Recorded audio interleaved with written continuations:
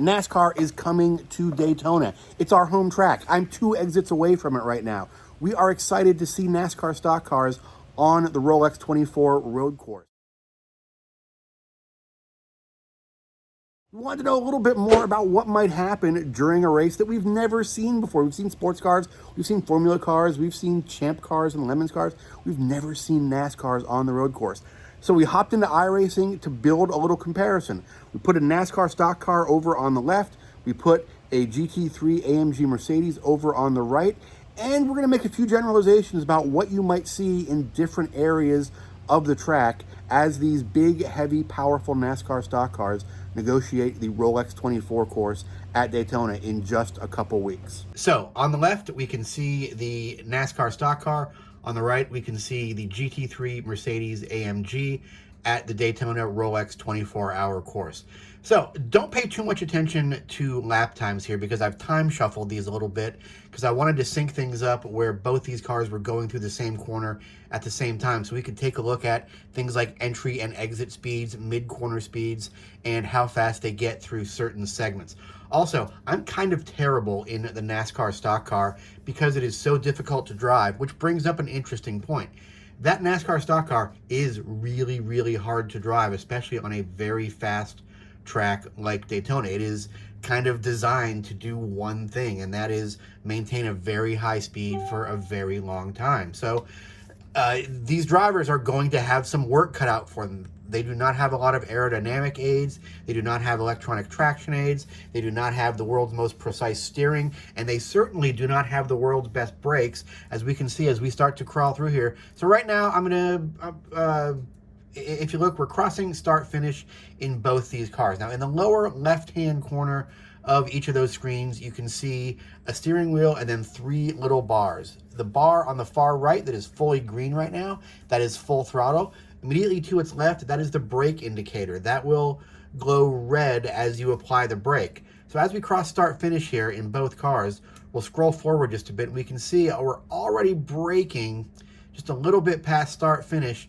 in the NASCAR stock car, still full throttle in the GT3 car. Of course, we're going 20 miles an hour faster in the NASCAR stock car, 183 miles an hour versus 172 miles an hour, but we are we have a lot of speed to scrub off, and we do not have great brakes to do it with. We also have brakes that really, really upset the chassis in that NASCAR stock car, whereas in the GT3 car, it just really, really holds to the ground very well. Look how much further we can go in the GT3 car over on the right before we start applying brakes. We are transitioning off of the tri-oval down onto the flat area at the end of the pit straight before we start applying those brakes. Probably could have gone even a little bit further, but there is a good couple of seconds of brake application in the NASCAR before we even think about hitting the brakes in the GT3 car. All right, we'll head into turn 1 here, and we'll see that minimum speeds in turn 1 actually not bad, and you can actually trail brake the NASCAR a little bit. You think you can trail brake it till you get in the GT3 car and you realize, okay, this is really a car I can trail brake, but you can actually load the nose up a little bit and get the thing to turn because it naturally does not really want to bite and turn the way a GT3 car with aero does.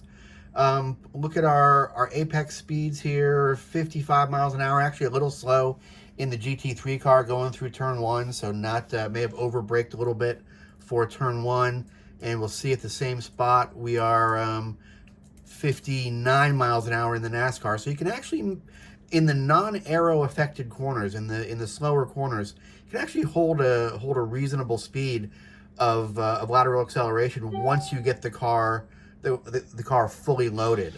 It does not like to do those transitions, the NASCAR does, but once it's fully loaded, actually has some pretty good lateral grip.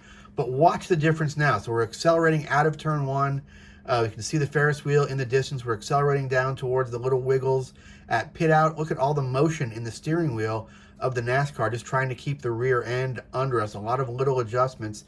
And look how much faster we are going as we cross the end of the pit wall. 112 miles an hour for the GT3 car, and we'll cross the end of the pit wall at 106 miles an hour in the NASCAR. So you say, well, a NASCAR has a lot more horsepower than a GT3 car, and you're right. But getting that horsepower to the ground is a challenge. Look at the throttle position in both these cars. We're at about half throttle on the NASCAR stock car. We are full throttle in the GT3 car. We'll back it up and see just how long we've been at full throttle in the GT3 car. We've been at full throttle basically since exiting turn 1. So as soon as we straighten things out at the end of turn 1, we've been full throttle in that GT3 car ever since. Watch the throttle trace in the NASCAR, just trying to keep that car pointed in the right direction, trying to keep power going to the ground, a lot of throttle modulation on and off, and never really being able to go to full throttle and get all of that horsepower to the ground. And that results in a much lower terminal exit speed from the turn 2 complex in the more powerful NASCAR. The other thing that happens in this area is the GT3 car now has a small straightaway between turn 2 and turn 3 where you can maintain full throttle, transition back to the other side of the road, and get ready to do your braking. The NASCAR, on the other hand, as soon as you exit turn 2, you've got to transition that car back to the left and get ready for that braking area, and you are still transitioning that car when you have to start initiate braking. There's a lot of mass to change directions in that NASCAR. So as we approach turn 3 here, you can see the NASCAR already is initiating light braking and heading towards turn 3. The braking on these cars is going to be a big difference maker when these drivers tackle these tight infield corners at Daytona. Turn 3 is a great place to set up a pass in a sports car. In a NASCAR, you're going to still be transitioning out of that little turn 2 area. So setting up a pass there is going to take a little bit of extra confidence and certainly a very, very deft application of the brakes. All right, let's roll through turn 3, which is probably the second slowest corner on track. So we're doing a little bit of trail braking with the NASCAR, and we are already through the apex of turn 3. So we can see now, look at speed differentials. We're pointed right at the Ferris wheel there, which is just about the slowest part.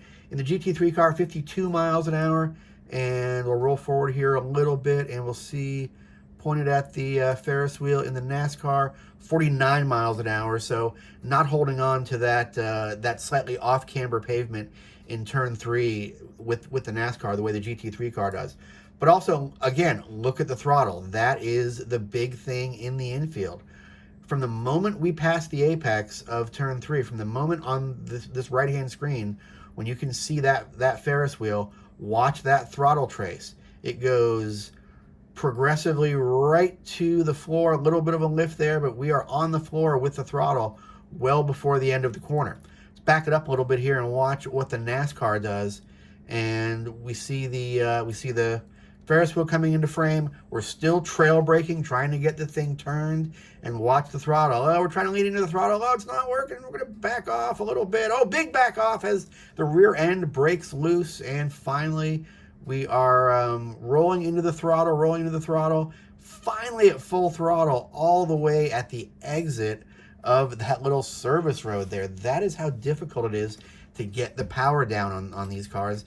And when you're entering one of the longer straights in the infield, getting that power down is going to be really, really important. So we actually fast forward to the NASCAR here a little bit to get things through the kink at the same time, and we'll see what happens through the kink. We're turning in with both cars. So due to both a better exit and more lateral grip, 125 miles an hour at the kink in the NASCAR, and 125 miles an hour at the kink in the NASCAR is fairly sketchy. Let me tell you, it is flat out in the GT3 car. You can see only a tiny little lift there just to get the nose to set, but a big lift and almost coast through that kink in the NASCAR stock car over on the left. Back to throttle in the NASCAR for a little bit before we get down to turn 5. Of course, we're still full throttle on the right in the GT3 car, and getting on those brakes in the NASCAR. And let's see when we started braking. We'll back up a little bit. So we're rolling out of the throttle, rolling into the brakes well before that service road, still full throttle in the GT3 car, and on the brakes in the NASCAR, and there's finally the brakes in the GT3 car as we trail brake both cars down to the apex of turn 5. And again, we'll look at some minimum speeds here in turn 5.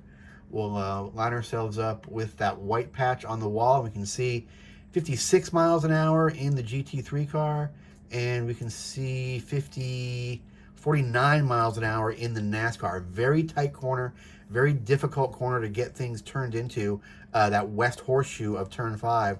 So I think you're going to see a lot of drivers being very frustrated with that corner in the NASCAR. Whereas a GT3 car, you just drive around there and you can see we're already deeply into the throttle in the GT3 car, still on the brake, trying to get the nose to point in the NASCAR stock car on the left. Finally rolling into throttle with the NASCAR. We're well beyond full throttle in the GT3 car, just driving it out of that corner and modulating that throttle in the NASCAR, trying to get it to straighten up. As we head down towards turn 6, very, very important turn 6 because it leads to the NASCAR turns 1 and 2 and a very long back straight. So getting a proper exit to turn 6, very, very important no matter what you're driving. So GT3 car is going to roll right up to that little crossover there before we hit the brakes. Our NASCAR stock car is going to hit the brakes well before that road a little bit and hit those brakes a little more gingerly, trying to avoid lockup of that chassis that's doing a lot of moving around. And let's take a look as we head through the slowest part of turn 6 here. And we can see 54 miles an hour, the entry of turn 6 in the GT3 car on the right. And we can see 56 miles an hour, so a good entry to turn 6 in the NASCAR. Again, in the non-aero corners, non-aero sort of constant radius or long duration corners. These NASCAR stock cars have some lateral grip. They can stick pretty well. But coming out of this corner is going to be important. You can see we're already back on the throttle in the GT3 car on the right, and we're going to stay on that throttle all the way through and out of this corner, whereas again in the NASCAR, a lot of throttle modulation to keep that rear behind us and not really up to full throttle until we are on the banking. But watch what happens then. So we are hitting the banking, 108 miles an hour in the GT3 car. We'll scroll to a same position. Let's say 108 miles an hour in the NASCAR stock car at about the exact same position that GT3 car was. So by the time you enter the banking, even though you had a little bit less of a solid exit in the NASCAR stock car, that 200 or so horsepower difference is already starting to make up ground on the GT3 car. And we'll just run these in real time now and watch what happens to both the speed traces. 140 miles an hour in the GT3 car, 160 miles an hour in the NASCAR stock car. So by midway through the banking, already 20 mile an hour advantage. Let's take a look as we're just approaching braking marker number 3. So we essentially exited turn 6 right around the same time. The GT3 car was actually slightly ahead of the NASCAR stock car, exiting turn 6. And by the time we get to the number 3 braking marker, entering the chicane, we've got a 22 mile an hour advantage for the NASCAR stock car. And look at all the position that stock car has gained on the left. We've picked up almost 4 or 5 car lengths just in that section alone. Now, braking for the bus stop chicane is tricky in the NASCAR. There's actually some road camber that comes into play. You've got to brake very, very delicately. Braking for the bus stop chicane in the GT3 car is essentially waiting as long as you can and then mashing the pedal. So let's roll it forward here. We'll see we start braking right about the number 3 marker in the NASCAR. If you trail brake into the chicane, in the NASCAR, bad things can happen. See, we still haven't touched the brakes in the GT3 car. We're going to wait until we get all the way down past the number 2 marker, almost to the number about 1.5 marker, before we jump onto the brakes in the GT3 car over on the right. Now we're trying to turn in. So look at this here. This is fantastic. The GT3 car over on the right is actually slightly ahead of the NASCAR at this point, and that was all done under braking. Remember, just a couple of seconds ago, that GT3 car had given up about 5 car lengths and 21 miles an hour to the NASCAR stock car, and now we are entering the bus stop chicane ahead of the NASCAR stock car in the GT3 car, just under braking and with a highly inferior top speed. So roll things through the chicane. We can see about a 10-mile-an-hour advantage going through the chicane, at least the initial parts of the bus stop chicane for the GT3 car. And we can also see a much earlier throttle application for the GT3 car, where again, we're still trying to keep some weight on the nose of that NASCAR to get it turned into these corners. Now, as soon as you spot an exit here, things start happening quickly again. You can see we're already exiting this complex in the GT3 car over on the right, 98 miles an hour, approaching the exit 83 miles an hour in the NASCAR stock car. But things start to happen really quickly as soon as you get into the throttle on the NASCAR stock car. And the other thing that happens is you can't always get power down. Look at the big slide we go through on the left there, exiting the chicane. That was a flatland slide. That was purely the engine hitting its power peak and the rear tires breaking loose. There was very little cornering being done at that point. So getting a good exit from that bus stop is going to be paramount. Even so, even with that big slide, even with an inferior exit speed, watch how fast this NASCAR stock car catches this lower powered GT3 car. Already has a 15-mile-an-hour advantage. We'll pause it here, just passing the front of the grandstands, and you can see that while the GT3 car exited the bus stop chicane a good 2 or 3 car lengths in front of the NASCAR, by the time we get to the front of the grandstands, they are dead even, and they are dead even with a 15-mile-an-hour advantage for the NASCAR Cup car as we head down towards the tri-oval. And that NASCAR Cup car is just going to continue to pull out that speed advantage. So we now got a 21-mile-an-hour advantage, 191 miles an hour versus 170 miles an hour for the GT3 car. That's going to be right about the terminal speed for the GT3 car. So let's back the NASCAR up to the start-finish line. So we are passing start-finish line in the NASCAR at 192 miles an hour. We are a good 5 or 6 car lengths behind now. After exiting the bus stop ahead of the stock car, we are a few car lengths behind the stock car in the GT3 car with a 21 mile an hour disadvantage heading across the tri-oval. So predictions. The first thing we can do is we can look at courses where NASCAR stock cars run on road courses with contemporaneous GT3 machinery, like Sonoma.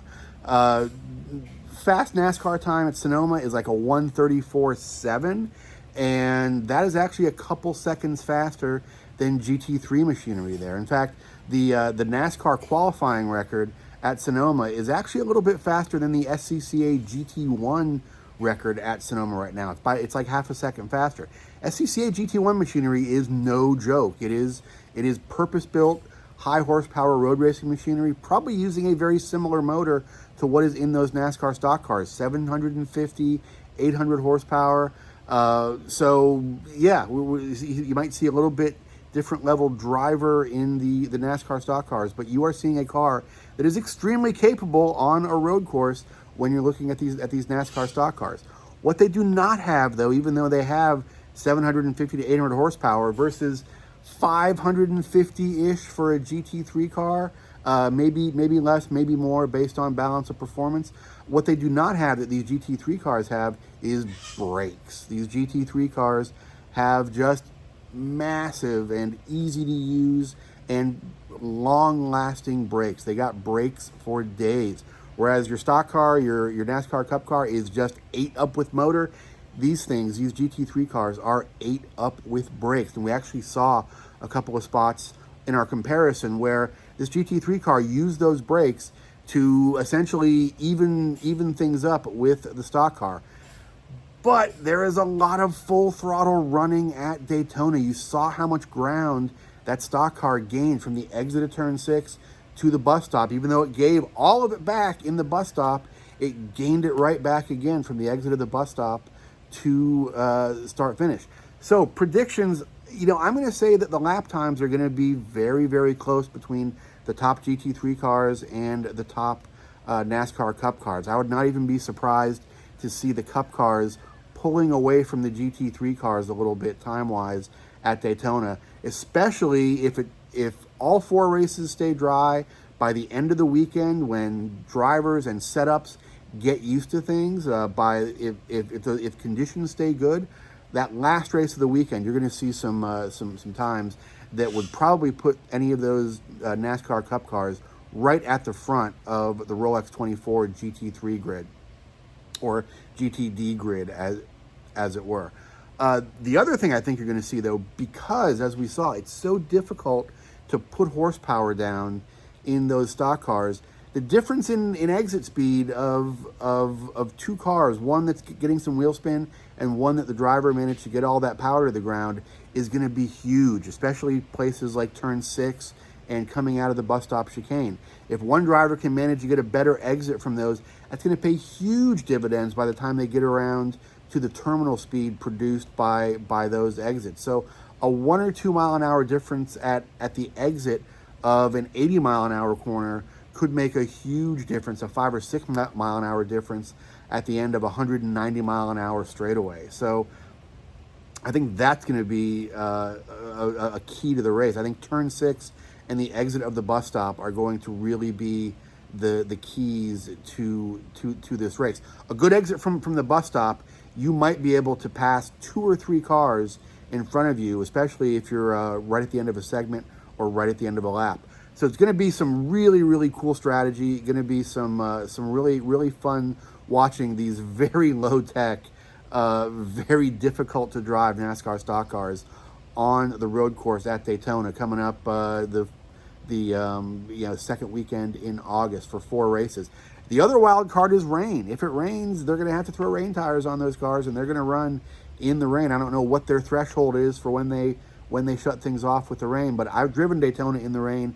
It is scary AF, which means scary, aren't we, friends?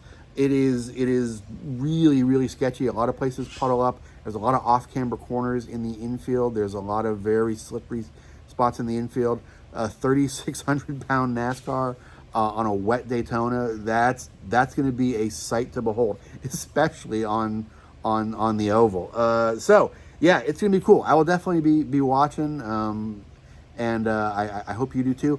Hey guys, if you are enjoying the content on Grassroots Motorsports, check us out on the web at grassrootsmotorsports.com. Also, if you're watching on YouTube, go right down here somewhere and hit that subscribe button. Give it a thumbs up. If you're watching on Facebook, give us a like, give us a share, and we will see you again in the shop, on the road, at the track. Thank you very much for watching. Support brands that support Grassroots Motorsports. Get your chemical solutions from CRC Industries. Visit crcindustries.com to learn more.